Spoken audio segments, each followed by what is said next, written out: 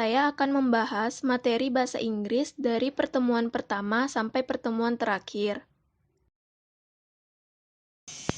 Assalamualaikum warahmatullahi wabarakatuh. Hai, my name is Olivia Yuningsi. You can call me Olive. I'm from PGMI 2. Pronoun adalah kata yang digunakan untuk menggantikan kata benda atau noun. Jenis-jenis pronoun, yang pertama personal pronoun, yaitu kata ganti untuk menggantikan nama orang ataupun benda. Yang kedua, demonstrative pronoun, yaitu kata ganti yang digunakan untuk menunjukkan benda berdasarkan kedekatan. Yang ketiga, relative pronoun, yaitu kata ganti yang digunakan untuk menjelaskan kata benda seperti which, who, whom, whose, that.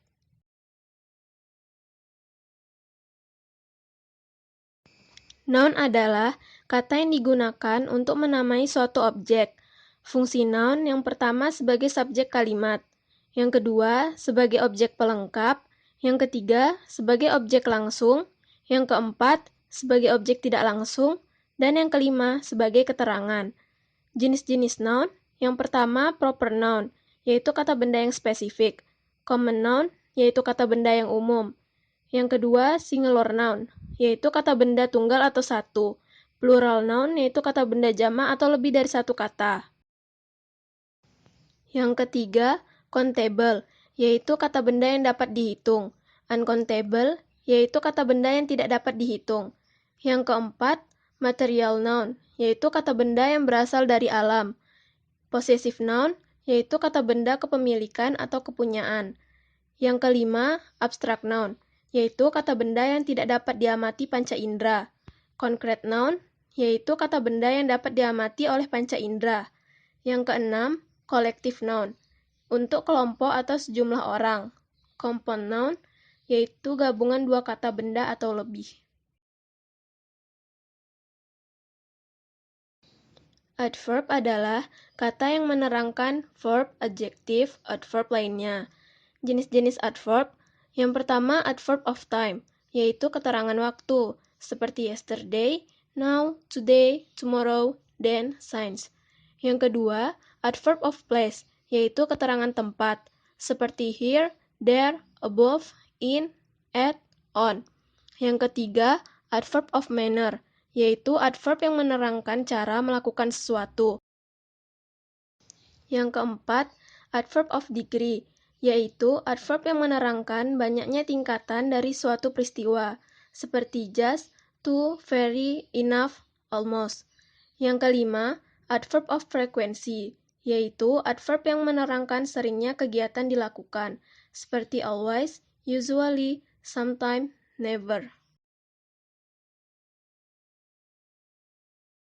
Adjektif adalah kata yang digunakan untuk menerangkan noun atau pronoun. Adjective degree terbagi menjadi tiga. Yang pertama, positive degree, yaitu membandingkan kesetaraan. Yang kedua, comparative degree, yaitu membandingkan dua orang atau hal lain. Yang ketiga, superlative degree, yaitu membandingkan tiga orang atau lebih orang atau hal lain. Simple present tense adalah kalimat yang menunjukkan pernyataan umum atau fakta dan kegiatan rutin. Fungsinya yang pertama menyatakan kegiatan berulang-ulang, yang kedua menyatakan peristiwa yang umum terjadi, yang ketiga menyatakan permintaan atau perintah. Rumus simple present tense yaitu subject plus verb 1 plus object. Simple past tense adalah kalimat yang menunjukkan pernyataan atau kegiatan yang sudah terjadi. Rumus simple past tense yang berbentuk verbal atau kata kerja. Kalimat positif, subject plus verb 2.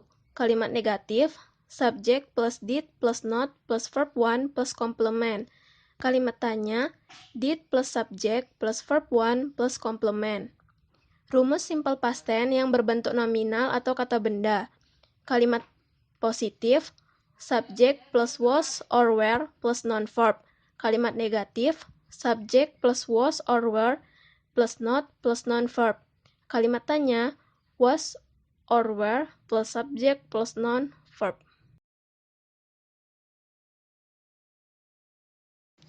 Simple future tense adalah bentuk tense yang digunakan untuk menyatakan suatu kejadian di masa yang akan datang.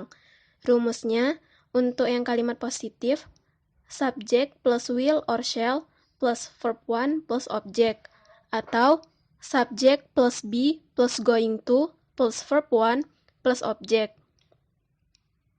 Untuk kalimat negatif, subject plus will or shall plus not plus verb 1 plus object, atau subject plus be plus not plus going to plus verb 1 plus object. Untuk kalimat tanya, will plus subject plus verb 1, atau be plus subject plus going to plus verb 1 plus object.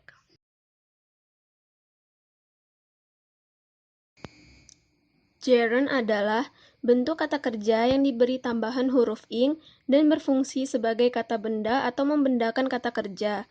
Rumusnya, verb 1 plus ing.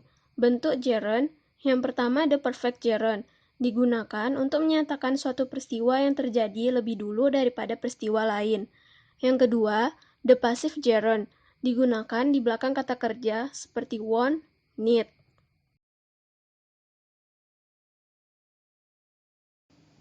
Artikel adalah kata yang digunakan untuk membatasi pengertian dari noun.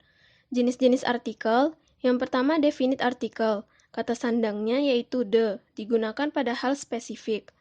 Yang kedua indefinite artikel, kata sandangnya yaitu a atau an, digunakan pada hal yang tidak spesifik.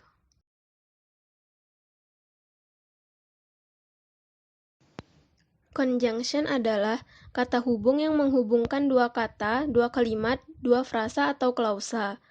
Jenis-jenis conjunction, yang pertama coordinating conjunction, yaitu kata hubung yang menghubungkan dua gramatikal yang sama.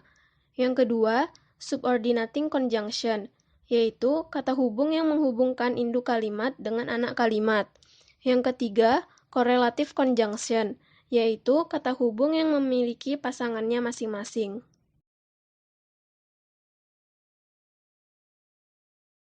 Preposition adalah kata yang berfungsi untuk menunjukkan hubungan antara objek dengan bagian lain di dalam kalimat. Jenis-jenis preposition, yang pertama preposition of time, digunakan untuk menunjukkan waktu, seperti after, at, before, by, for, from. Yang kedua, preposition of place, digunakan untuk menunjukkan tempat, seperti at, it, on, to, from. Yang ketiga, preposition of manner, digunakan untuk menunjukkan cara, seperti by, like, in, on, with, without. Yang keempat, preposition of movement, digunakan untuk menunjukkan gerakan, seperti around, away, inside.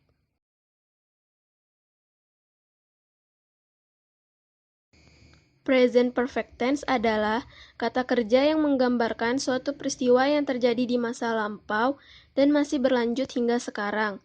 Rumus present perfect tense yaitu subject plus have or has plus verb 3 plus object.